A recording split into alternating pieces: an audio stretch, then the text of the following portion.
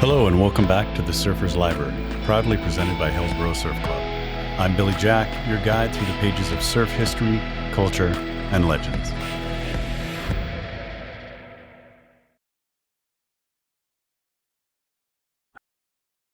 Today we're going to be reading from a book by John Long called The Big Drop, and specifically the story that I am bringing to you is called The Death of Dickie Cross, by Bruce Jenkins, as told to him by Woody Brown.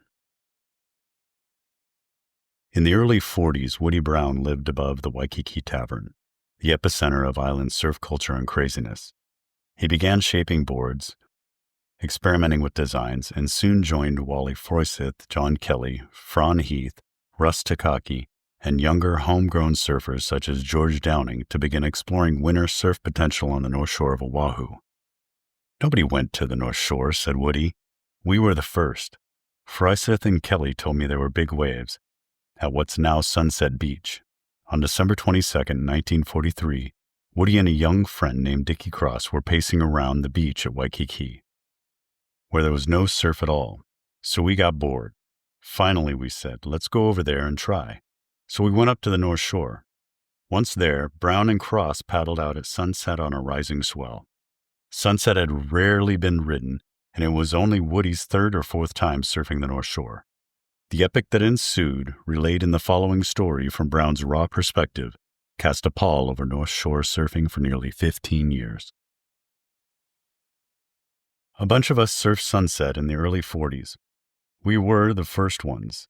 The day my friend Dickie Cross lost his life was one of the biggest I'd seen, a swell coming up to 20 feet or more. As it turned out, this was one of the biggest swells ever. It washed out the old Haleiwa restaurant and did a lot of damage on both sides of the highway. But we didn't have any idea it would escalate like that. The channel at Sunset looked negotiable in the middle of the bay, so we figured it was safe to go out. It was late afternoon, and we were all alone out there. Just when we got out beyond the break, a tremendous set appeared on the horizon, maybe a mile out. It looked to be over 100 feet of water. It was just one wave all the way from Sunset down toward Waimea as far as we could see. Here we are sitting outside a 20-foot break, but inside this wave. Dickie and I just said to ourselves, this is it, it's all over. The wave came in, but it turned out there was a great deep hole in the reef out there. The wave dissipated in the middle. Now we realized, hey, we're still alive, let's get the heck out of here. We figured if we lost our boards coming in through the whitewater, we'd never make it in. So we're digging like mad in the channel for maybe 20 minutes. Finally, Dickie sat down on his board and rested. "You know where we are, don't you?" he said. And I knew. We hadn't moved an inch. We were in the exact same place where we started, and it was starting to get dark, with huge sets coming in every 10 minutes. We didn't know what to do, so finally we decided to wait until the next huge set went by, which would be about 10 minutes, and then paddle like hell to get outside of them, paddle down the coast and come in at Waimea. We remembered that when we went by Waimea before we went out, the waves were only 20 feet. The whole bay was open, right? It was just breaking on the point, more or less. We thought we would come in over there on the big beach break. But it didn't work that way. As we started the 4-mile paddle to Waimea, it kept getting bigger and bigger. The surf went up on Haleiwa restaurant and wiped out the road at Sunset. It was the biggest surf they'd had in years, and we were stuck out there. George Downing swears the waves were 40 feet high that day, breaking over a shelf in 80 feet of water, and I think they were easily that big. Anyway, we got out okay past the big sets at Sunset and started to paddle down the coast to Waimea. Dickie was only around 17. He was just his gutsy young guy. We paddled down and Dickie kept working his way in. I'm looking in as we're paddling the coast and saying, look, the surf is breaking right along a line where we are, ahead and behind us. We're right in the line of this killer break. We better move out more yet. Nah, Dickie said. That's all right. We wouldn't move out. I could see we were in a boneyard, so I said, well, I'm going to move out. Come on. I went out about 100 yards further than him, and we paddled down like that, side by side. Then what I was afraid might happen did happen. A set came right where we were, a big, tremendous set.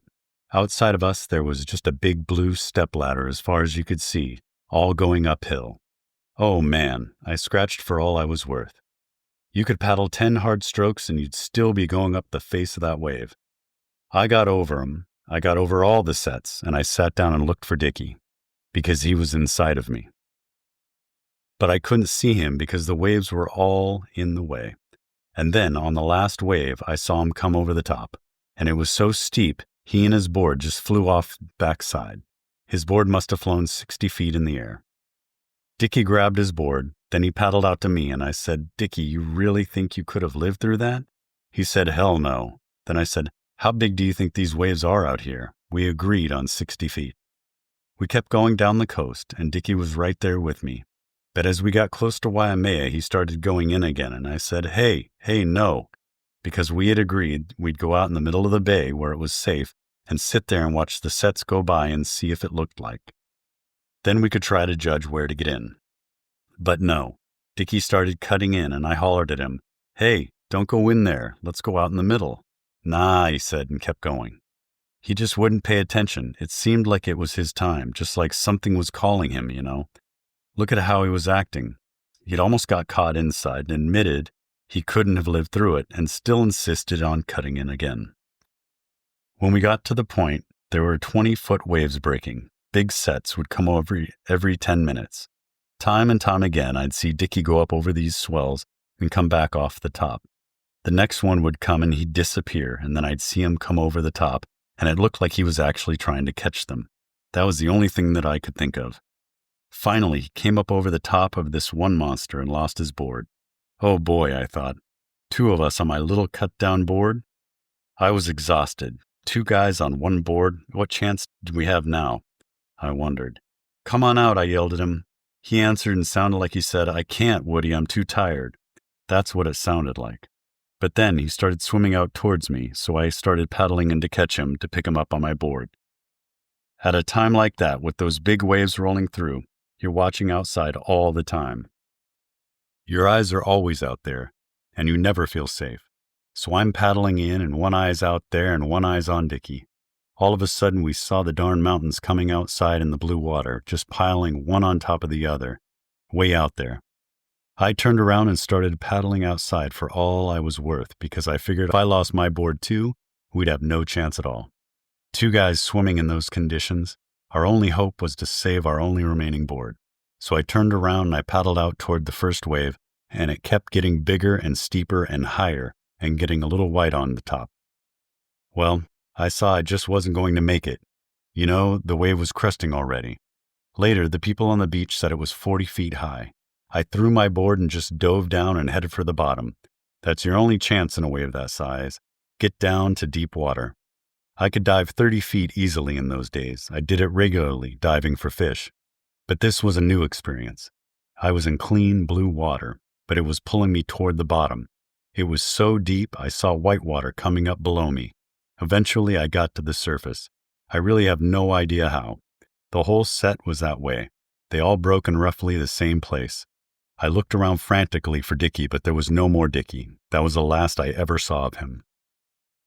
It was getting dark, and I was thinking about sharks.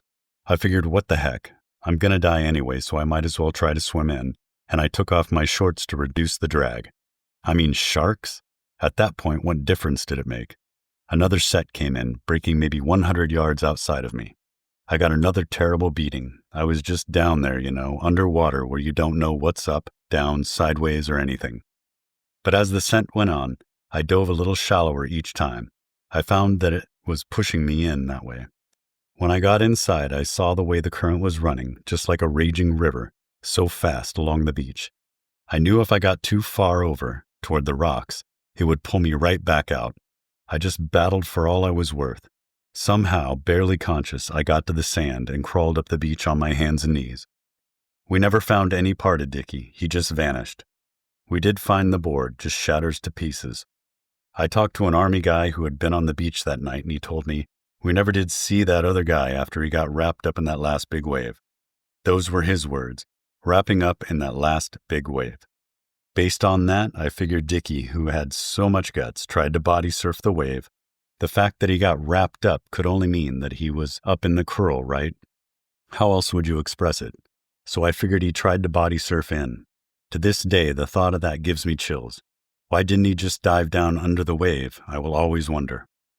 I was never quite the same after that. It was a month or two before I could even go out surfing at Waikiki, and from that point on, I found Makaha a lot more to my liking.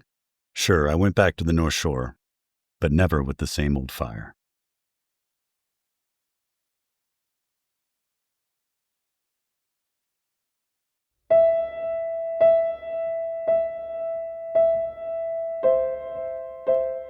Well, thank you for listening along.